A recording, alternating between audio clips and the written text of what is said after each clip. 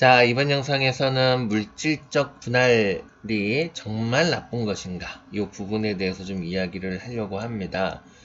우리가 그런 게 있죠. 10개의 기업에서 1개의 기업이 잘못하면 그 행위를 하는 기업은 무조건 잘못된 것이다라고 포장해버리는 그 제도에 대한 이면성 등을, 본질을 무시하고 그냥 어떤 현상이 벌어지면 그냥 1 더하기 1은 2다라는 사고 방식으로 포장해버리는 그런 문화가 주식시장에서 비일비재하게 벌어지죠. 그래서 우리는 이것을 조금 안타깝다라는 좀 생각이 들어서 이 부분에 대해서 좀 이야기를 하려고 합니다. 자, 일단 물질적인 분할에 대해서 간단하게 정의를 내리면 이런 거예요. 모회사에서 사업부가 A 사업부, B 사업부가 있는데 이것을 분할, 이유는 무수히 많겠죠. 무수히 많은 이유로 분할 상장을 합니다. 그럼 얘는 100%가 되는 건데요. 이렇게 됐을 때 이렇게 여기 위에는 주주가 있게 되는데 대주주도 있고 소액주주도 있게 되는데요. 이런 구조였을 때 사실상 이 회사도 소액주주의 회사라고 보셔야 됩니다. 그런데 이렇게 되면 이 회사는 사라진 것처럼 생각하는 것은 그게 무슨 근거로 그렇게 생각하는지 잘 모르겠어요. 그런데 실질적으로 또 그러니까 지금 이렇게 얘기를 해보면은 제도적으로나 서류적으로나 말이 안 되는 얘기일 수 있지만 그런 일이 또 벌어지기 때문에 그래서 그런 해석이 있었을 수도 있어요. 그러니까 이런 어떤 제도 속에서 양면성이 존재하거든요. 그래서 일단은 그냥 개념적으로는 주주 회사다라고 보시는 게 좀 맞아요. 그런데 여기에는 이제 갖가지 꼼수들도 있을 수도 있고 막 그러거든요. 그래서 이제 그런 몇 가지 사례들을 좀 얘기를 하면서 어떤 게 이제 문제고 어떤 게 문제가 아닌지 이런 것들을 좀 보자는 얘기죠. 자, 그래서 경험담 등을 좀 이야기를 할까 합니다. 장롱이 예전에 직장 생활을 할 때에 2개의 기업을 경험한 적이 있어요. 그 사례를 들어볼게요. 첫 번째 기업은 이런 기업입니다. A 사업부, B 사업부가 있는데요. A 사업부는 철야를 해요. B 사업부는 철야를 하지 않아요. 얘는 흑자고요. 얘는 적자예요. 이런 구조를 갖고 있는데 얘네들은 칼퇴근을 해요. 얘네들은 풀철야를 하거든요. 그런 거 어떻게 해요? 전사적 전략이다 그래가지고 얘네들을 끌고 가는 거예요. 끌고 가서 일을 시키는 거예요. 그럼 어떻게 돼? 애들이 희마리가 없고 맨날 풀처리 하니까 그렇다고 수당도 제대로 주지도 않고 그런단 말이지. 그러니까 이제 자기 일도 못 하는 거예요. 그냥 이게 막 한 달 내내 처리해가지고 그냥 피로에 쌓여가지고 이러니까 이제 부서장이 빡친 겁니다. 그래갖고 데려가지 마. 니들이 왜 데려가는데? 니들 일은 니들이 해. 이렇게 했단 말이야. 그랬더니 경영자가 이제 회의 소집을 했어요. 싹 불러들여가지고 야, 쟤네들은 밤새도록 철야를 하는데 니들은 왜 집에 일찍 가는데? 이런 거예요. 그래서 이 부서장이 얘기하기를 풀철야에서 적자 보느니 칼퇴근하고 흑자 보는 게 똑똑한 놈이다. 이렇게 얘기했다가 그 부서장은 잘렸습니다. 근데 이 회사는 망했어요. 그래서 장롱은 그 전에 나왔지. 안 나온 직원들은 퇴직금도 못 받고 월급도 못 받았습니다. 장롱은 딱 알은 거지. 이 회사는 비전이 없다. 그걸 알고 미리 이제 나왔죠. 이런 이제 케이스가 하나가 있고요. 그 다음에 이제 A 또 이제 또 다른 기업은 마찬가지로 A 사업부는 잘 되고 B 사업부는 안 되는 구조를 갖고 있어요. 있는데 똑같은 환경은 얘네들 풀처리하고 뭐 어쩌고저쩌고 하는데 이 기업은요 전사적이니 어쩌니 그래서 다른 부서에 인력을 데려가게 되면 이 부서에다가 영수증을 써줘야 돼요. 그래서 이제 표면적으로는 이렇게 영수증이 하나지만 큰 회사라는 틀에서 영수증이 하나지만 세부적으로 들어가면 사업부 간의 이게 거래의 내역이 따로 있어요. 왜냐면 방금 앞전에서도 얘기했던 것처럼 그런 구분이 없는 형태로 가게 되면 다른 부서에서 인력 빼가고 그러니까 일 대충 해도 된다는 인식이 팽배하고 서로 책임을 떠넘기는 그런 무식한 일들이 벌어지더라는 얘기예요. 그래서 사업부 간에도 그런 거래 명세서가 따로 돕니다. 그래서 그걸 통해서 사업부의 능력을 평가하는 그런 어떤 기업이 있어요. 이런 이제 개념인데요.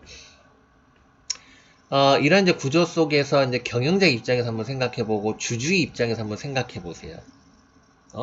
서로 남한테 떠넘기고, 기생하려고 하고 이기주의에 빠져 있고 그렇다면 어떻게 되겠어요? 구조조정이라는 명분이 필요로 하겠죠. 그죠? 그래서 이제 독립시키는데 보통 물질적 분할이 이런 경우에 많이 사용되기도 해요. 그래서 예를 들어 가지고 왜 그런 얘기 있잖아요. 자회사 하나 만들어 놓고 근무 성적 안 좋은 놈들을 이렇게 보내 가지고 나중에 이거 싹 날려먹는다든지 이런 건데 나름대로 그것이 회사를 위한 전략일 수도 있고 아니면 대주주만의 그런 전략이 있을 수도 있겠죠. 그죠? 이런 부분인데 이런 유형도 있고 그러니까 상태가 안 좋은 놈들만 싹 빼서 터는 경우도 있긴 하지만 그러면 어떻게 돼? 상장하기 힘들죠. 그죠? 물론 서류상으로 이제 분할을 했을 수도 있긴 있는데 그래서 이제 이런 거고 반대로 이런 경우도 있어요. 좋은 것만 싹 빼갖고 나가는 경우도 있어요. 반대로 좋은 것만 싹 빼갖고 나가는 경우가 있는데 여기서도 또 나뉩니다. 어떻게 나뉘냐면 자, 특히 지주사 같은 경우에는요. 처음부터 지주사로 갔던 것이 아니라 원래는 통째로 있었던 건데 제도적 어떤 특혜 때문에 지주사로 전환한 경우에는 어떤 일이 벌어지냐면 왜 원래는 이제 하나의 그룹이었는데 하나의 기업이었는데 처음에 이제 A라는 사업을 해서 막 커지고 그래서 이제 갖가지로 B, C 사업을 하는 경우가 있을 수 있죠. 그죠? 그럼 이제 이 기업은 당연히 기업 분할을 하게 되는데 문제는 뭐냐면 자산의 상당 부분을 A로 구성하고 있게 될 거예요. 그러겠죠. 얘네들 이제 짜투리가 되는 거고. 근데 문제는 뭐냐면 지주사가 갖고 있는 거 뭐냐면 이 회사의 지분인 거예요. 현금을 갖고 있는 게 아니고. 그러겠죠. 그러면 생각해 보세요. 주주들은 최종의 목적물은 배당입니다. 뭐 어떤 분들은 뭐 3% 배당 받으려고 배당하는 짓은 무식한 짓이다라고 얘기하시는 분들이 있는데 그건 모르고 하는 소리예요. 나중에 기회 되면 배당 투자를 왜 하는지 그거에 대해서 알려드리겠지만 일단 어쨌든 배당 투자가 이제 목표입니다. 사실상 투자의 최종 목표인 것인데 생각해 보세요. 자회사가 돈을 엄청나게 잘 법니다. 그런데 배당을 안 줘요. 그러면 지주사에 현금이 유입되지 않겠죠. 지주사에 현금이 유입되지 않으면 당연히 주주의 배당도 줄 수가 없고요. 지주사로서의 성장 확대를 이룰 수가 없습니다. 그렇겠죠. 그러면 어떻게 되겠어요? 기업을 분할해서 상장해야 돼요. 상장해서 프리미엄의 어떤 수익을 발생시켜가지고 현금 회전율을 계속 늘리고 자산 다변화를 일으켜야 됩니다. 그래야 지주사에 투자하는 투자자들이 흥행을 할 수가 있어요. 그런데 우리나라 증시를 놓고 보면은 어떤 일이 벌어지냐면 이 기업의 알짜를 싹 빼요. 빼가지고 기업을 하나 차려가지고 헐값에 이 상장을 해서 측근들이 싹 빼먹는다든지 이런 경우도 있을 수 있고요. 뭐 그래요. 그 다음에 이제 이런 경우도 있지. 계열사 간의 납품가를 조절해가지고 헤쳐먹는 경우도 있고 요거까지는 괜찮은데 여기다 빨대를 꽂아가지고 이제 비상장 우리가 그 외관법인이라 일정 자산 비중이 커지거나 매출이 커지면은 반드시 외관법인을 택해야 됩니다. 주주사 같은 경우에는. 그런데 그렇지 않은 경우에는 외관법인이 아닌 경우에는 공시 의무도 없죠. 그렇기 때문에 회계 조작을 해도 모르고 빨대 꽂아갖고 빼먹어도 알 수가 없어요. 요 공시체계 내에서는. 그래갖고 이제 이런 식으로 빨대 꽂아갖고 쪽쪽쪽 빨아먹는 경우도 있고 막 이러다 보니까 그래서 이제 이런 이제 물적 분할이 그런 거 아니냐, 그런 나쁜 짓을 하려고 그런 거 아니냐 이렇게 되는 거예요. 그러니까 10개 기업에서 한두 개 기업이지만 내가 당해버리면 사람들은 그렇게 그냥 인식을 해버리는 거죠. 그래서 아마 요런 게 이제 팽배해져서 그런 게 아닐까. 그 모든 기업이 그렇다는 얘기가 아니에요. 아시겠죠? 모든 기업이 그렇진 않은데 우리가 이렇게 한번 이렇게 당하면은 그냥 막연한 그런 어떤 이게 이제 우리가 현혹적, 상동적 뭐 이런 표현을 씁니다. 그래서 이렇게 된 게 아닌가 싶기도 해요. 최근에 어떤 기업은 40억짜리의 기업을 190억에 매각을 했어요. 그런데 이걸 가지고 뭐 헐값에 매각을 했다. 그 사업이 무슨 첨단 기술도 아니에요. 잘 팔리지도 않는 그냥 유통업입니다. 누구나 할 수 있는 거.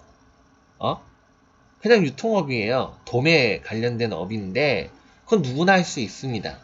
그런데 그것을 40억짜리를 190억에 팔았더니 헤쳐먹었다 이렇게 얘기하시는 분들도 있더라고요.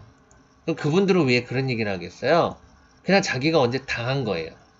헐값에 매각해가지고 팔아먹어서 당했으니까 그러니까 매사가 그냥 다 나쁜 것으로 보이는 거예요.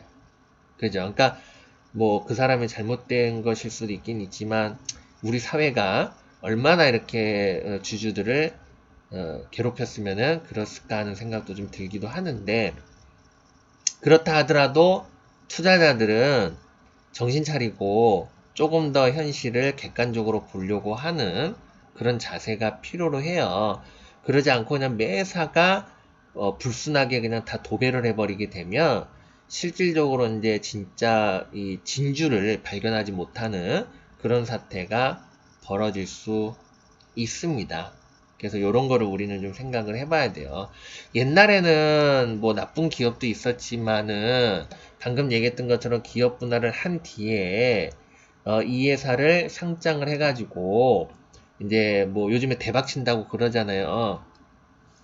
그래가지고 뭐 PBR 뭐 10배 가격에 상장을 하기도 하고 그러면 그 현금이 고스란히 모회사로 들어오게 되고 여기에 이제 실질적인 주주들이 존재하죠. 그래서 이익이 많이 발생이 돼서 배당을 하는데 평소에 배당을 3% 하다가 배당을 30% 하는 경우도 있어요. 극히 드물지만 극히까지는 아니지만 드물지만 그래도 있습니다. 사례들이 얼마나 좋아. 30%면은 내가 시세 매매 안 해도 되잖아요. 그리고 주가가 이렇게 움직이니까 좀 물타기도 할 거 아니에요. 그러면 이제 원금 회수가 되게 빨라지죠.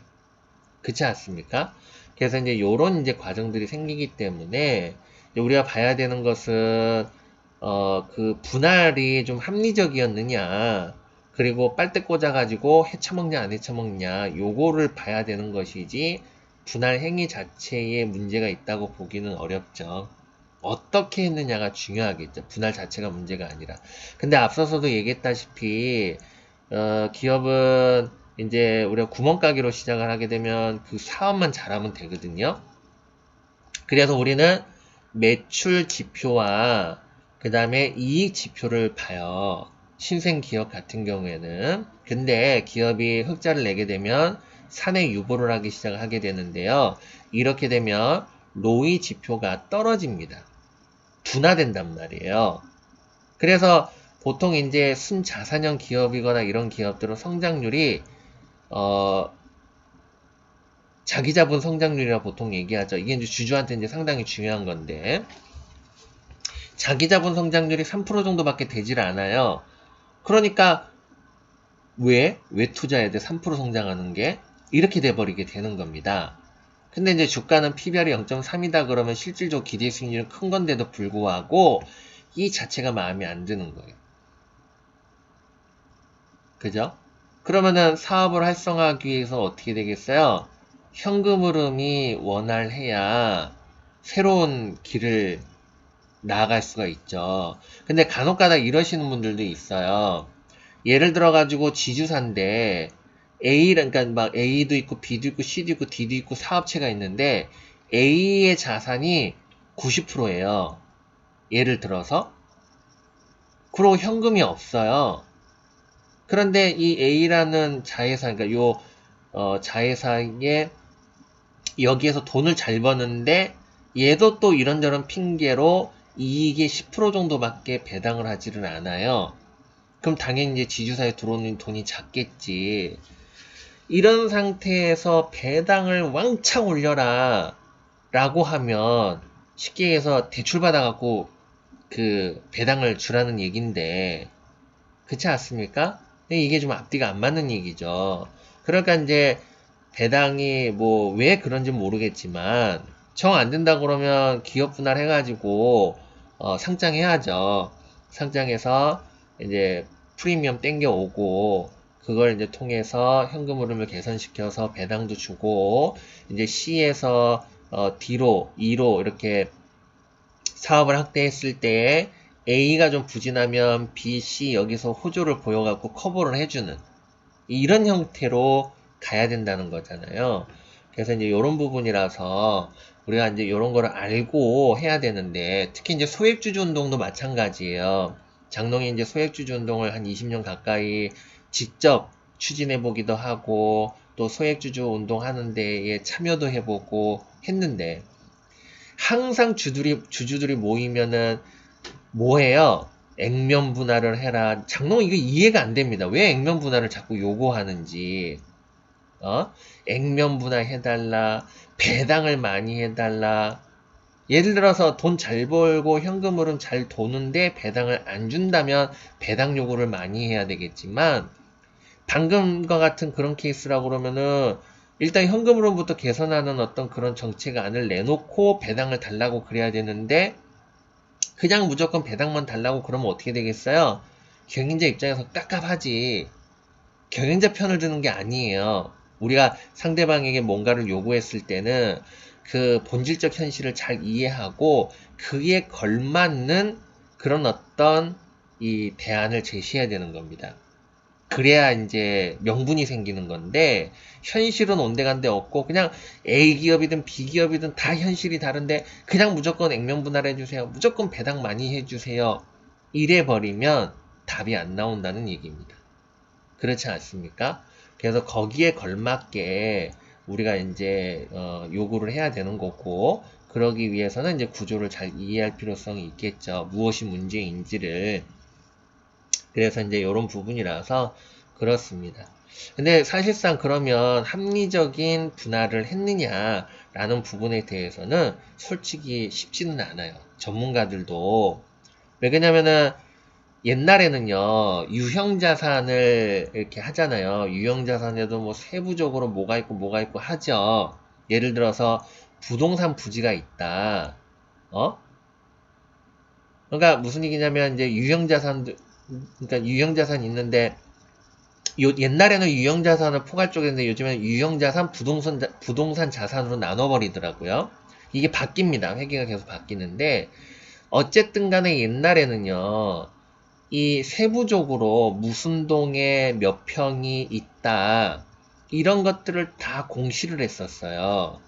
그런데 뭐 경영자들이 막 이것 때문에 경영을 못하니 어쩌니 그러면서 친기업 정책이 어쩌고저쩌고 하면서 이걸 다 편의성을 봐주다 보니까 그냥 총액만 갖다 밀어 넣는 겁니다.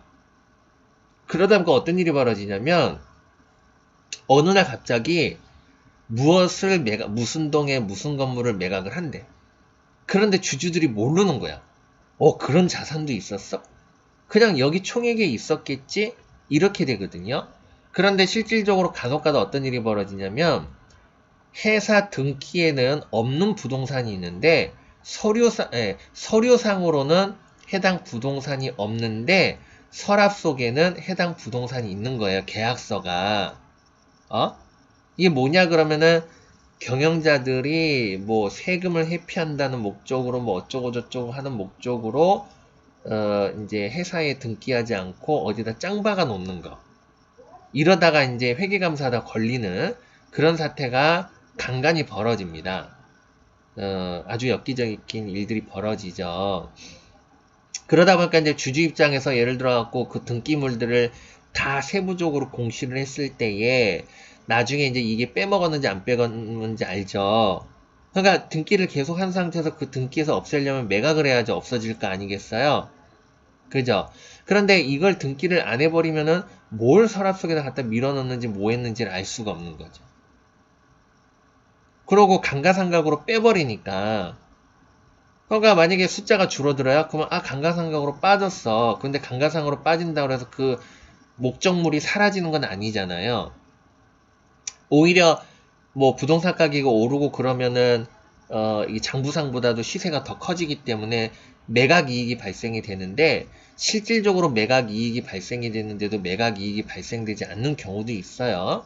뭐 친인척이나 아니면 측근이나 아니면 뭐 어디 이렇게 한 바퀴 돌려가지고 세탁해가지고 장난질 치는 경우들도 많기 때문에, 약간 이제 뭐 말로는 경영의 편의성을 위해서, 효율성을 위해서 규제를 완화해달라고 했지만, 그것이 이제 경영자의 배를 채워먹는 그런 용도로도 활용이 되는 그런 일들도 이제 생겨버리게 되는 구조가 되는 거죠.